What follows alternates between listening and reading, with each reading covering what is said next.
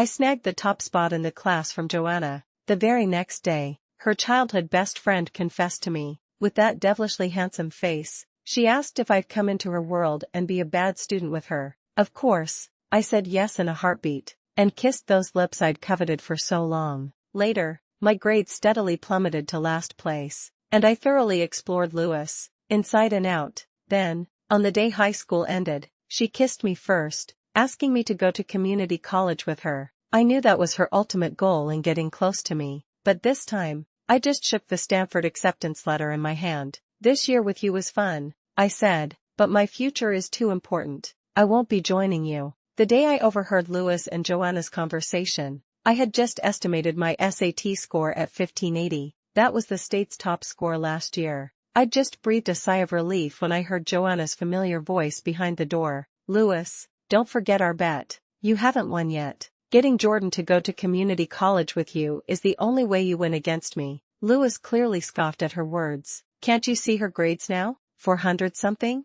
What good university can she get into with that?" "But her foundation is so strong," Joanna argued. "What if she overperforms? Isn't it my call what school she goes to?" At that, the others, who had been quietly standing by, burst into laughter. Those who usually called me sister-in-law so eagerly were now mocking me with the most vicious words. "The way Jordan licks Lewis's boots. Forget community college. She'd even pick up trash with him if he asked." Exactly. Everyone at Central High knows. She went from first to last just to be with Lewis. What wouldn't a love-struck fool like that do? Then came another round of synchronized laughter. I heard every word clearly, but I couldn't care less. For a beauty like Lewis, what's the big deal about me faking it and getting a few last-place scores to make her happy? Where they couldn't see, Lewis was physically holding me close. Thinking of Lewis in bed, so different from her usual cool and detached demeanor, those slightly damp eyes and swollen red lips, I got a little lost in thought.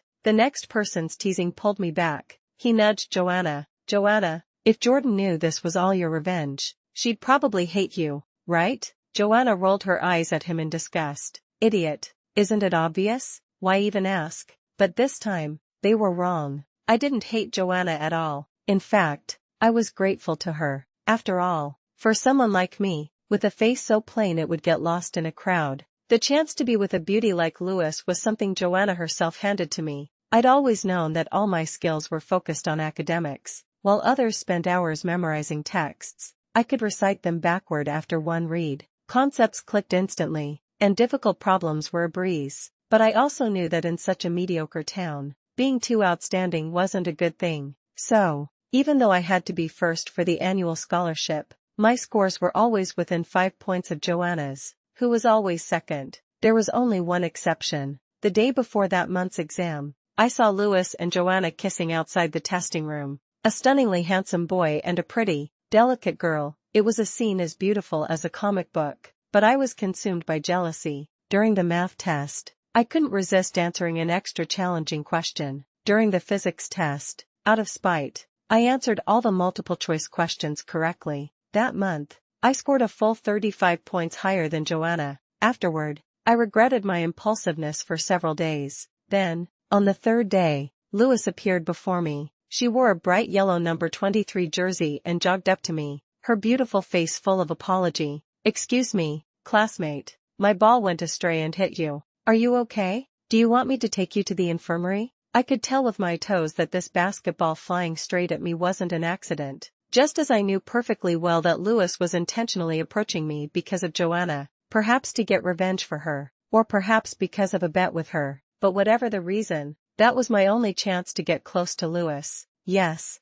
I wanted Lewis. From the first moment I saw her, I have to say, Lewis appeared at the most opportune time. In the 17 years before she showed up, I had only one dream. When my dad was roaring drunk, his fists raining down on me again and again. When my mom, to save money for my brother's future wife, dragged 13-year-old me to be sold to a 50-year-old widower. My dream was to get into the best university and escape this place. I never forgot it for a moment, never dared to slack off. Later, even when I casually picked up a test paper, a new SAT math exam, and easily aced it, I knew the best universities in the U.S. were well within my reach. I just waited for the next year's SAT to strike true. Then I looked back at my drab 17 years. A life with only a healing childhood, and endless, head-down studying. That day, ABC was replaying Endless Love. I looked at the beautiful, reckless face on the screen, lost in thought for a long time. How wonderful it would be to have a romance with such a beautiful boy at 17.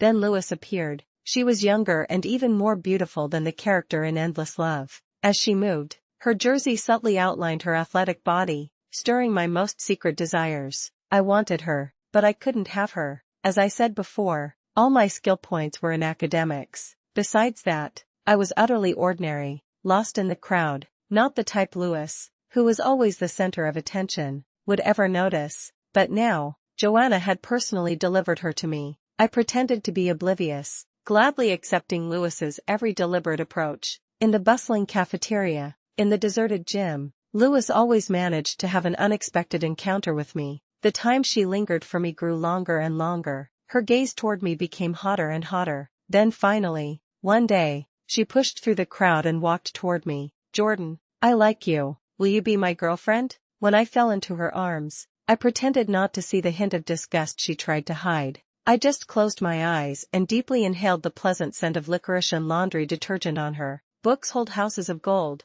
books hold beauties like jade. The ancients truly spoke no lie. But I also knew that this beauty like jade would only be mine briefly. Perhaps she would soon end this revenge game, publicly dump me to get revenge for her childhood friend. Or perhaps she wanted to play longer, to let me fall deeper, and then call it quits. But what I didn't expect was that this Lewis like jade came to me with the purpose of shattering my house of gold. The first time I realized this was at an internet cafe. I was quietly sitting next to Lewis's computer. The guy, originally focused on his game, suddenly pulled off his headphones in annoyance. I heard his movements and asked him what was wrong. He stared at me for a long moment, then suddenly spoke with a deep gaze. "I don't like you doing test papers when you're next to me." I was very willing to accommodate the beauty. I put away the paper and tossed it aside. "Then I won't do it." She continued to stare at me, her expression growing colder. "I feel like our gap is too big. I don't like this." I realized something, and my heart raced. "So what do you think is good?" She suddenly leaned in, her forehead almost touching mine, her tone almost coaxing. "Can't you be a bad student like me?" The blue light of the screen silently glowed in her glass-like eyes. Like a siren luring her prey, she invited me. "Jordan, come into my world and be with me forever." At that moment, I was almost ecstatic. So this is what she wanted. So this is what Joanna wanted. I hooked my arm around the back of her neck, and hungrily kissed those lips I'd coveted for so long. I knew Lewis didn't like me, nor did she like my touch. Before, I never dared to make any improper moves, fearing Lewis would rebel and call off this game at any moment. But now, she wanted something from me. Making an exchange was reasonable and necessary, wasn't it? When those soft, cool red lips finally hesitated and pressed against mine, I once again, in my heart, immensely thanked myself for the past 12 years of diligent study. "Jordan, heaven truly did not fail you." I stopped reading, stopped studying. I accompanied Lewis without a care, indulging in self-degradation. My ranking consequently began to fall, time and again. The first time, of course, was when I dropped to second, giving first place to Joanna. When I heard the teacher, for the first time, announce my name after fourth in the grade, Joanna went crazy with joy. She grabbed the report card, looked at it again, and finally buried her head in her arms, unable to stop sobbing. Of course, I didn't miss her smug glance, seemingly unintentional, at my report card, but I just pretended not to notice. I simply thought to myself, I should go claim my reward. Indeed, Lewis was also very happy that day. She ran toward me from afar, her school uniform billowing with the breeze and sunlight. Perhaps that's why, when she embraced me, I still felt warmth. I asked her why she was so happy. She smiled and said, "I won a beautiful basketball game today." I also smiled,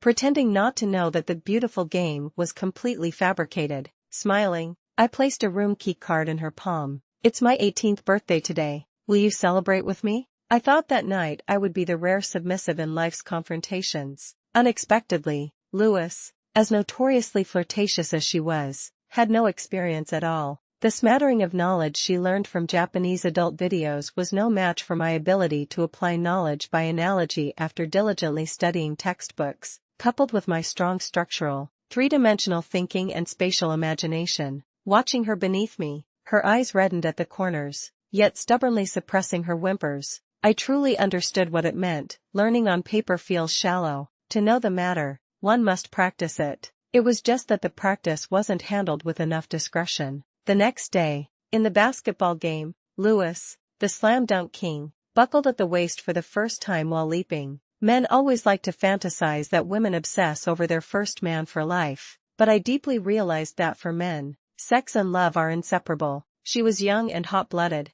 becoming addicted to sex, and outside of bed, Lewis gradually developed a closeness to me that she herself didn't even notice. Joanna quickly sensed the subtle shift between Lewis and me. She began to feel a sense of crisis. After another night of wild abandon with Lewis, Joanna aggressively cornered me in the restroom. She stared at the faint hickey on my collar, her eyes burning with fury, almost ready to ignite into flames. But she still forced herself to say, sarcastically, "You and Lewis really have something going on. Don't you ever get tired of doing the same thing over and over?" I meticulously adjusted my collar in the mirror to cover the hickey, then smiled sweetly at her. "Well, if I don't spend my energy on my boyfriend, where should I spend it?" I dragged out the word. "On my studies." That day, Joanna returned defeated. I still remember the expression on her face. Besides surging anger, there was also a hidden, furious anticipation that said, "You just wait." And today, it seemed, was her day to show me.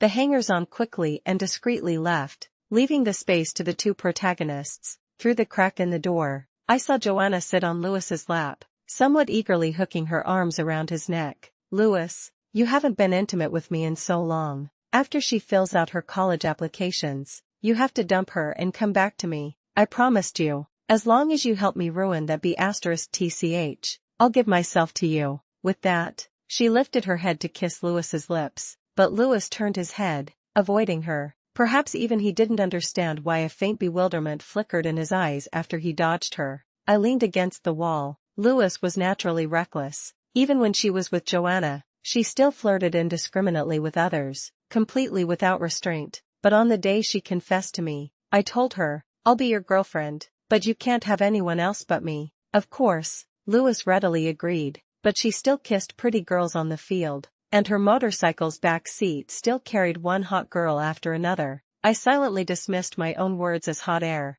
I covered my eyes and pretended to be blind, covered my ears and pretended to be deaf, because I had no leverage. Until that day at the internet cafe, when I learned what my leverage was. I never brought up the "no one else but me" rule again, but whenever she got intimate with another girl, I wouldn't say a word. I would just grab my backpack and turn to go to the study room, and then, silently, in the ranking list of the next exam, I would climb a page higher. So Lewis compromised. She started actively avoiding every other person, even Joanna, her childhood friend, and I reciprocated, completely and steadily sitting at the bottom of every report card. Lewis's most beautiful and vibrant time finally belonged entirely to me alone. I was very satisfied, but Joanna couldn't hold back anymore. "You avoid me in front of Jordan. Fine, but now that she's not here, you're still acting like you're guarding your virginity for her." "Lewis, you didn't actually fall for that bookworm, did you?" Lewis's face shifted,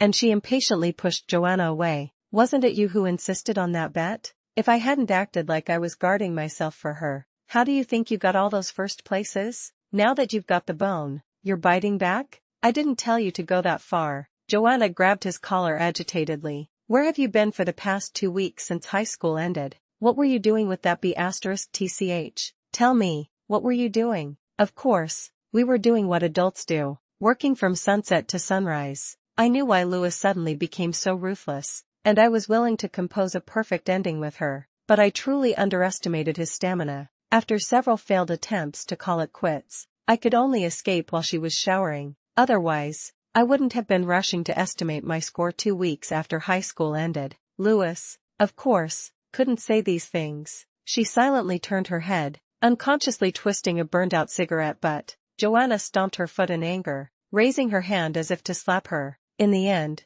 she just angrily hooked her arm around his neck and kissed him again. This time, Lewis didn't dodge. I gently tapped the windowsill, silently counting down in my mind. Lewis loved deep kisses. When kissing, she always liked to gently bite the corner of the other person's mouth first, gnawing like a rodent, slowly grinding until you were itching with desire. Then she would suddenly pry open your teeth, storming the fortress until both of you had swallowed the last breath of oxygen. This took a full 2 minutes. My fingers tapped unhurriedly, until the two inside, with strands of saliva escaping from their entangled lips, I pushed open the door. The moment I opened the door, I really intended to stage a scene of catching them red-handed, but the second the door opened, I suddenly thought, what's the point of petty squabbles? Why not go straight for the main event? I instantly switched to a surprised expression, looking at the two flustered people in front of me. How come it's just the two of you? Where is everyone else? Wasn't everyone supposed to check their scores together?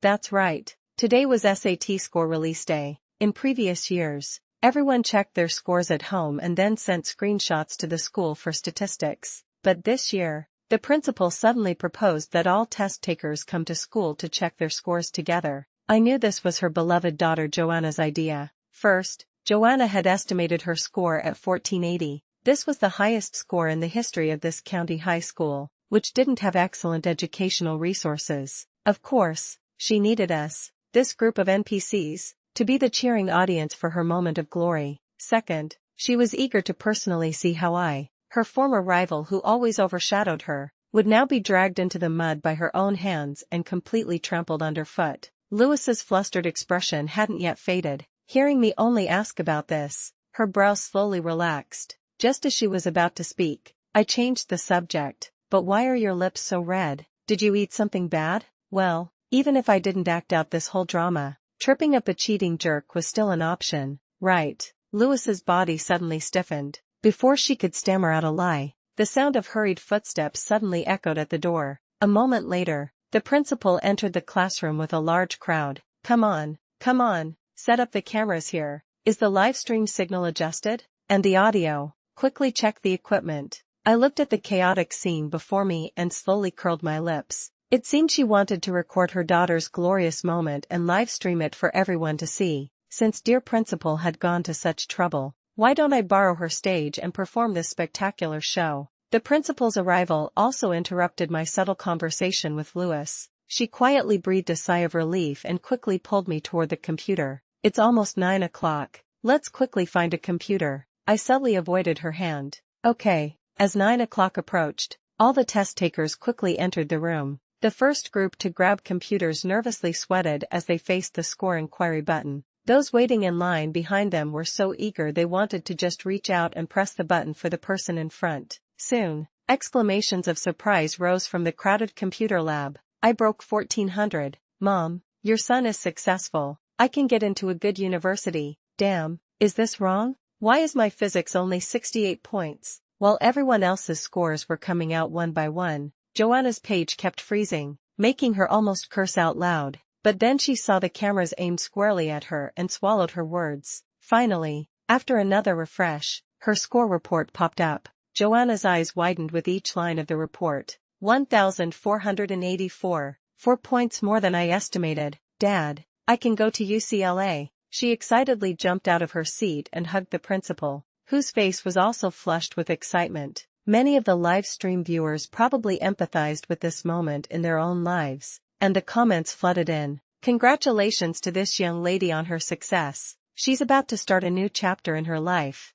It's not easy to get such a score in such an underprivileged area. This young lady deserves to be proud. Thumbs up. Joanna was already crying tears of joy. She wiped her eyes and thanked the comments, bowing again to thank everyone. Then her gaze unexpectedly fell on me. The moment our eyes met, a pleased smile immediately spread across her lips. She eagerly pointed at me and introduced me to the live chat. You know what? Actually, our school's top student wasn't me before. It was this Jordan here. She deliberately drew out her words. She was the top student for a whole year. Someone in the live chat immediately urged, then quickly let her check her score. Let's see the level of the former top student. Joanna saw this comment and was practically bursting with pride, but she deliberately put on a regretful expression. It's just that later, this classmate of ours got addicted to dating, and her grades plummeted. Now it's even hard for her to score 800. The comments were now scrolling faster than ever, but instead of mockery, it was countless people expressing their heartache. Child, when you grow up, you'll realize how childish it is to let love affect your studies. The former top student. What a pity. Yeah, I don't know how many years later, I regret not studying hard in high school. My old friends all got into good universities and got good jobs. Only me. If I had another chance, I would definitely try my best and have no regrets. Alas, but these things are only understood by those who have experienced them. Don't be sad, little girl. It's never too late to work hard. Besides, you're only 18. Once you get through this, there's a chance to start fresh. These words were clearly not what Joanna wanted to hear. Her face darkened. Then she forced a smile again and began to urge me. Yes, it's never too late. So Jordan, quickly check your score. Let's see what starting point you'll have after the SAT. Lewis, who had already checked her score, a precise 800, looked at my unmoving hand. She spoke, whether sincerely or not, to comfort me. Jordan, don't be afraid. Your scores have always been a few points higher than mine. I scored 800, so you'll definitely be 800 plus. We can go to community college in New York together, no problem. We'll still be together then. Even for community college, she wanted me to go to New York with her. This was to ensure I couldn't escape her and her partner's humiliation during all 4 years of college. These two were truly vicious. At Joanna's unspoken signal, all the cameras were pointed at me. Everyone, including the 50,000 plus viewers in the live stream, fixed their gaze on my score inquiry page. Jordan, hurry up. Everyone's waiting. Joanna urged impatiently again. I smiled. All right. Then I reached for the mouse. Jordan, don't be too sad. Community college isn't so bad. Although the faculty is poor, the tuition is expensive. Although employment is difficult, the environment is also bad. The next second, the screen refreshed. Joanna's triumphant smile froze on her face. She shrieked. What is this? Impossible. Dad, quickly, call the IT guy. The system has a bug. Quickly call him. But at this moment, no one cared about her tantrum. When the blank score and the line of black text below it clearly appeared on the live stream's big screen, the comments seemed to freeze for a second. Then they scrolled like crazy. OMG, did I see that right? Blank score means top 50 in the state. Shielded student. Didn't they say she was going to community college? What's going on? Sister, luckily I stumbled upon this. I think I'm witnessing the birth of a valedictorian. Oh Lord, the person above is overthinking. Although the sister being in the top 50 is already very strong, there's only one valedictorian in a state. The probability is too low. The next second, my phone on the table received a text message notification. Hello, Jordan. This is Professor Lee from Harvard University's California admissions team. Congratulations on your excellent SAT score. We'll be there at 2 p.m. today. The comments paused again for 2 seconds.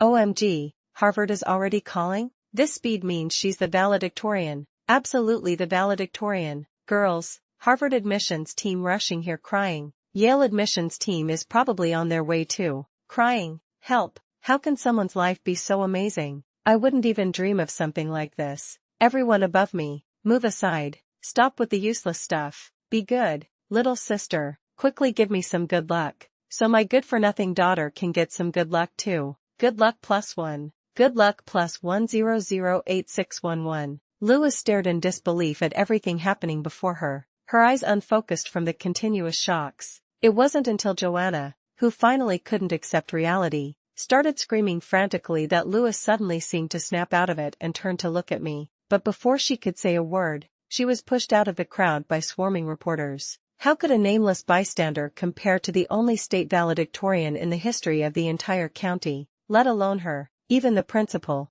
who had invited these reporters here, was shouting herself hoarse on the side, and no one was willing to spare them a glance. Joanna could only rage powerlessly. That live stream reached a historical peak of over 1 million viewers, with countless clips going viral. My name instantly became a hot topic of discussion nationwide. They relished the dramatic turn of events from community college to Harvard, and their curiosity about whether I was actually the valedictorian reached its peak. It was even said that some people specifically opened a betting pool on can the community college girl become the SAT valedictorian, with over 1 million participants. Until my SAT score was revealed 3 days later, a raw score of 1590, breaking the California valedictorian record. The entire internet erupted. Even a popular novel wouldn't dare to write this. Witnessing the birth of a true god. That night, official media personally retweeted my live score-checking clip, with the caption, They say it's hard for a poor family to produce a valedictorian again, but this girl defied the odds and soared high. At the same time, many onlookers who rewatched the live stream keenly noticed the subtle dynamic between Lewis, Joanna, and me. Students from Central High, who had been holding it in for so long, finally found a chance to spill the beans. I'm a Central High student. I'm here to spill the tea. Lewis was originally Joanna's boyfriend. Later, Joanna was annoyed that Jordan stole her top spot. Actually, she just sucked and couldn't beat her, so she got the beautiful underachiever Lewis to seduce Jordan, dragging her to skip school, ditch classes, drink, and party every day, trying to ruin Jordan. But guess what? Jordan is a real genius. On the surface, she pretended to be self-destructive, constantly scoring last place for these two jerks to see. In reality, she was preparing a big move, a one-hit kill in the SAT, directly stunning these two bad seeds. Joanna had a public meltdown on the livestream. Everyone saw it, right? A transparent background character from Central High who suffered greatly under the bullying of Miss Joanna. Shout out, what a relief. Goddess, you are mighty. OMG. So this is a story about a straight-A student who saw through a scumbag and AB*TCH's revenge plot, played the dark-hearted handsome guy who delivered himself to her, and then went to Harvard? Even a popular novel wouldn't dare to write this. OMG, Jordan is my one true god, sleeping her way to the bottom, then getting into Harvard, our role model. When Lewis called me, I happened to be scrolling through that post, thoroughly enjoying the comments. Actually, ever since the scores were announced, she had been frantically trying to contact me, but I had no time to deal with her, because I was busy managing my internet accounts on various platforms. Traffic is fleeting. I had to seize it firmly. My path had been arduous, and my future uncertain. I would need a lot of money in the future. I started taking video tutoring sessions online while organizing my 2 years of high school notes for all subjects. I also added my carefully summarized study methods and launched a saleable e-version of valedictorian notes. Leveraging my current widespread popularity, it became an instant bestseller upon release. Countless students purchased it and specially came to my comment section to express their gratitude, saying it had pointed them in the right direction in their struggling studies, hoping that I